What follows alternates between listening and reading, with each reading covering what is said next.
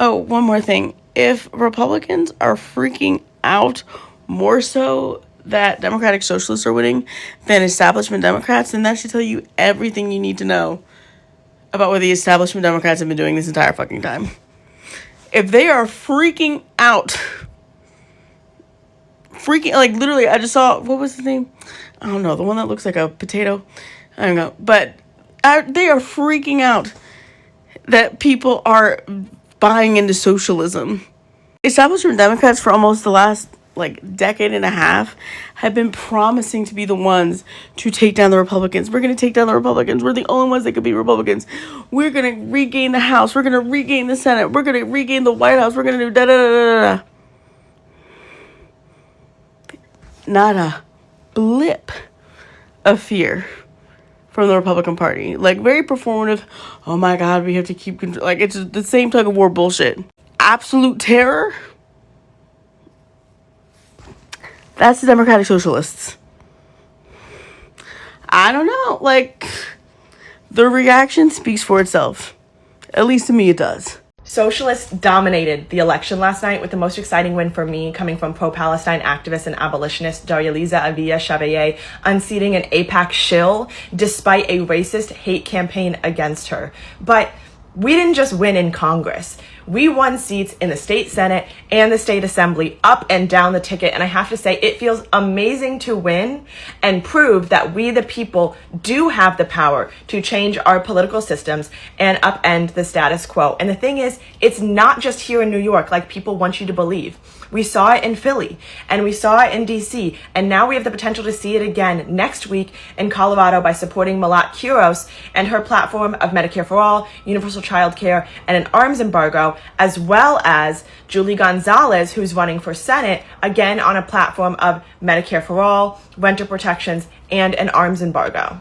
To bring about real change in this country, we have to do a lot more than vote. But voting is the start. And here in New York, we're seeing how much voting really can create change. We've got corporate politicians and AIPAC-aligned leaders on the ropes. And so we have to keep pushing. We have to keep demanding more. And if we do, we will win. And if you don't have a candidate like that in your area that you can get excited about, go out and find them and start building the infrastructure necessary to get them to win. Start talking to your neighbors about what they need from their elected officials and doing what you can to help deliver that for them through the political system or through things like tenant organizing, labor organizing, or mutual aid networks, because we the people actually do have power. We just have to be willing to grab it. Oh, this is gonna be good. Who wants to watch Sean Hannity cry because the Democratic Socialist just beat the AIPAC-backed candidate in the Democratic Party? Let's watch. All right, this is a Fox News alert. Incumbent Congressman Dan Goldman, who was just banned from a New York City coffee shop because of his support for Israel. He has now lost his primary to a radical socialist backed by Mamdani.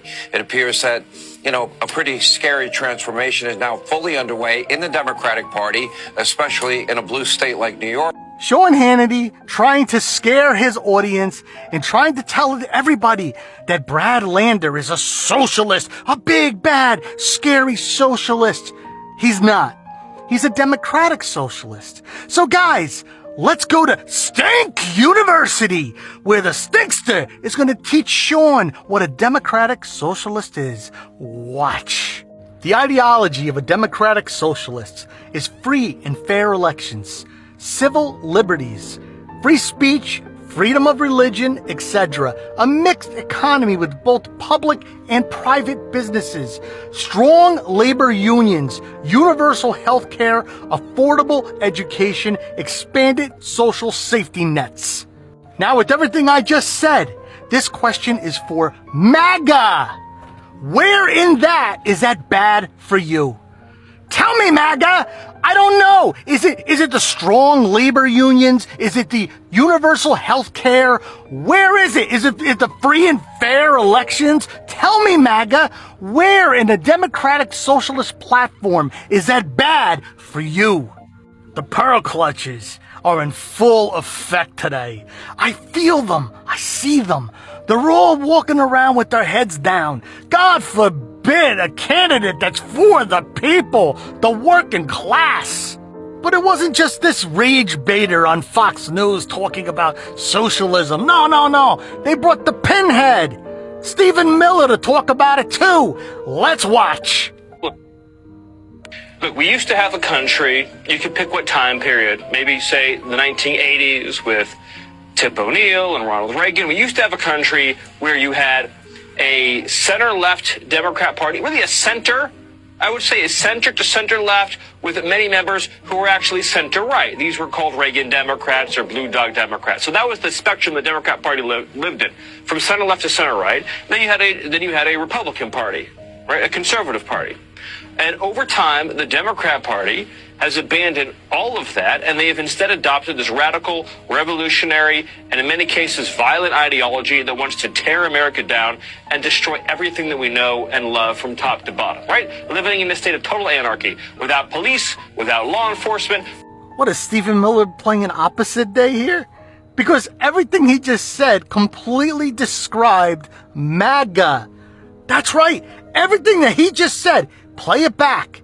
Just insert MAGA instead of radical left, and it's exactly what's going on right now.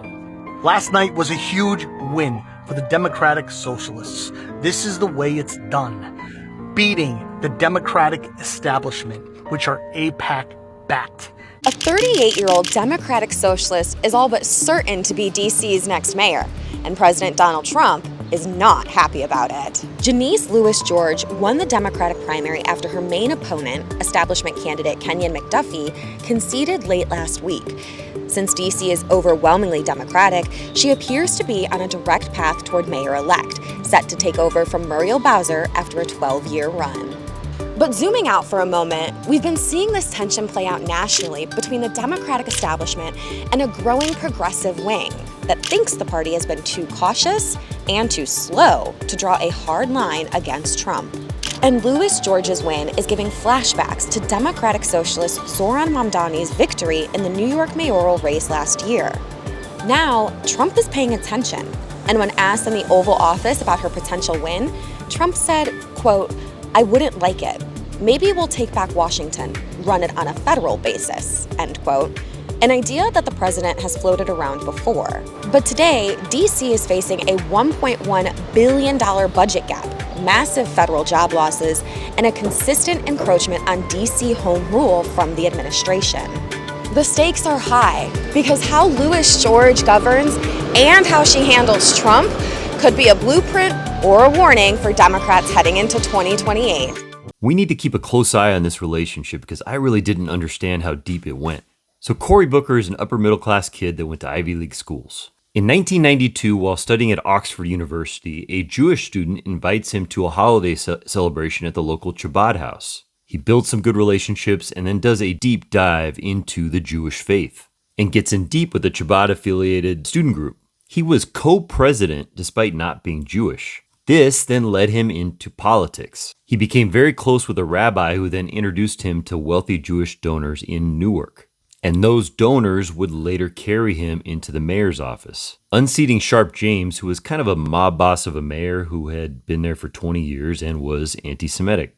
And then when he got in, he started going to work for the interests of these donors, even supporting school choice and charter schools so that Jewish schools could get public tax dollars. It was during Booker's time in Newark, New Jersey with those wealthy Jewish donors that he developed a relationship with Jared Kushner and later his father, Charles. But Charles was sent to federal prison in 2005 for tax evasion, illegal campaign contributions, and witness tampering. This really tarnished his reputation with the local real estate market, and so he needed to do something to reform his reputation. And so what he says is that his time in prison changed him, and now he wants to advocate for prison reform. It was the perfect redemption story to get him back in people's good graces. And he takes this further, and in 2018, his two buddies, Donald Trump and Cory Booker, help him pass criminal justice reform. And there were some really good things in there, but it was honestly mostly stuff that most states had already done.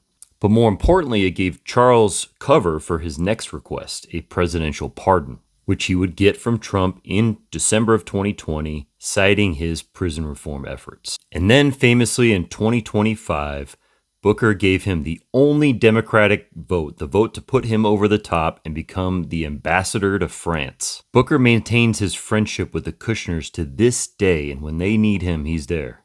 And as soon as Booker decided to run for Congress, they made sure that AIPAC was there to guide his way. I don't know about you, but it seems to me that Cory Booker may have been groomed from the very beginning. Now, I never want to conflate the interests of the state of Israel with that of Jewish people, but I can't describe this situation any other way. There were, in fact, very wealthy Jewish circles doing this kind of thing. But of course, most Jewish people are not this way. Couldn't be further from the truth. In fact, when I was working for a member of Congress during all of those pro-Palestinian protests under Biden, the vast majority of the protests that we dealt with were led by Jewish people. One time, 15 Jewish people came in the office and read every single Palestinian name that had been killed to that point. Took all day. Jewish people in general are amazing, but this kind of situation is still something we need to talk about. Just like many of my Italian ancestors were doing some crazy corrupt things, still are. Cory Booker and Jared Kushner are like the worst kinds of stepbrothers.